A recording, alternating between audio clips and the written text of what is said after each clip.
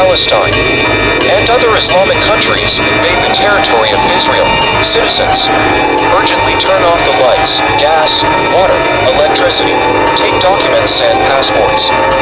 Leave buildings as soon as possible. Leave the territory of Israel. Avoid war and follow safety rules.